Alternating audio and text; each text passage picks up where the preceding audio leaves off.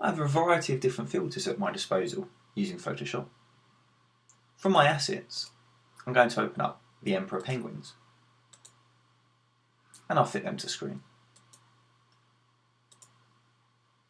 There are a variety of different filter options that I can choose, including filters such as the oil paint,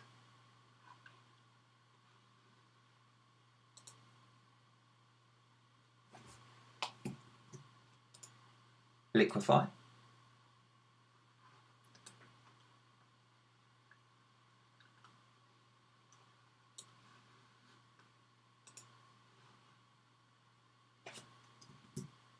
and I can also apply filters to particular parts of the image.